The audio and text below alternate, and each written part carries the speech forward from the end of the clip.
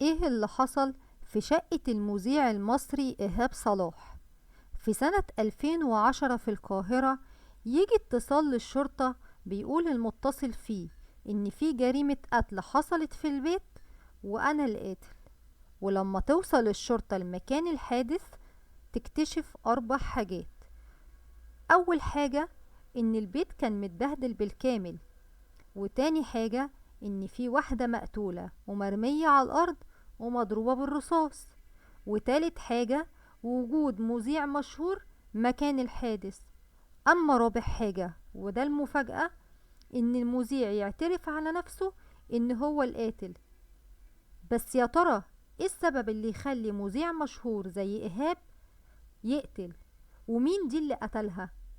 وده اللي هنعرفه من المذيع ايهاب صلاح. وفي الوقت ده المذيع ايهاب كان مذيع مشهور جدا، وكان ليه معجبين كتير، وكان بيذيع الاخبار في القناة التالتة. كان خاطب المخرجة دعاء الحسيني وكان بيحبها، وكان في واحدة اسمها ماجدة معجبة بيه جدا، لدرجة انها كانت بتتصل على تليفون القناة وبتحاول توصله بأي طريقة. كان في يوم اتكلمت معاه وعبرت عن حبها ليه واعجابها بيه، لكن هو حاول يتهرب منها ويقول لها انه خاطب وبيحب خطيبته. وفي يوم وهو خارج من الشغل قابل اخت ماجدة وقالت له ان ماجدة بتحبه وحاول تكلمها وهي محتاجة تتكلم معاك. وفي اليوم ده ايهاب كان عنده مشاكل في الشغل، وكان مخنوق ومتضايق ومحتاج انه يتكلم مع حد، وساعتها قرر انه يكلم ماجدة ويفضفض معاها.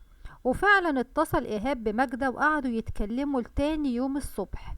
بس بعد المكالمة ايهاب حس بالندم، بس ماجدة كانت عرفت رقم تليفون البيت وبدأت تتصل بيه كتير جدا، وده سبب له مشاكل كتير مع اهله. ايهاب قال لها انه خاطب وبيحب خطيبته وقرب يتجوز ولازم تبعد عنه. وهنا قررت ماجدة انها تتصل باهل خطيبته وتعمل له مشاكل وتقول لهم على كل حاجة. وحصلت مشاكل كتيرة جدا بين ايهاب وخطيبته دعاء، بس دعاء بصراحة تفهمت الموضوع وسامحت ايهاب. بس للأسف ايهاب قرر الخطأ ده تاني واتصل بماجدة للمرة التانية. وفي الوقت ده إيهاب سأل ماجدة عن أهلها وقالت له إنها من أسرة غنية جدا. بس لما إيهاب قرر إنه يقابل ماجدة اتفاجئ مفاجأة جامدة جدا، بل بالعكس كانت صدمة لإيهاب. اتفاجئ إن هي من أسرة فقيرة جدا جدا، وكمان ساكنة في شارع اسمه سوق الخضار. واكتشف إن ماجدة وزنها فوق 150 كيلو، وإنها بتتحرك بصعوبة جدا. وطبعا إيهاب ساعتها قرر إن ينهي العلاقة دي خالص. بس طبعا ماجدة ما سكتتش وراحت له الشغل وبهدلت الدنيا، بمعنى أصح فرجت عليه الناس. وفي الوقت ده كان فاضل أسبوعين على فرح إيهاب ودعاء، وكان خايف ان ماجدة تفضحه عند اهل خطيبته تاني، وقرر ان هو يسيس ماجدة لحد ما يتجوز، واكيد لما تعرف ان هو اتجوز هتبعد عنه. وطبعا ده ما حصلش، ومن تالت يوم جواز ماجدة كانت بتطلع لإيهاب زي عفريت العلبة في كل مكان، في التليفون وفي الشغل وتحت بيته، وكانت بتوصل للرقم التليفون الأرضي وبتتصل بيه. وفي الوقت ده دعاء بدأت تشك وتحصل مشاكل، وللأسف تم الانفصال.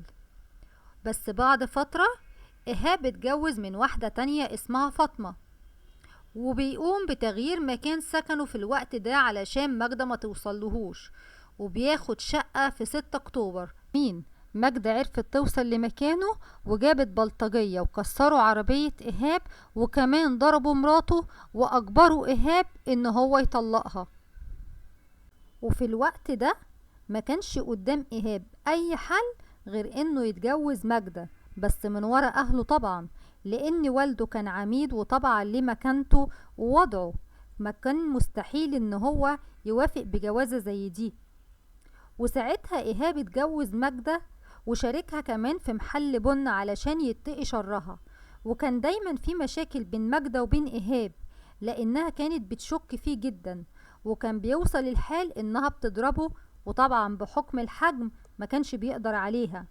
وفي يوم وهو راجع من الشغل اتخانق خناقة كبيرة هو وماجدة، وساعتها ماجدة ضربته بالقلم ووقعت النضارة بتاعته واتكسرت.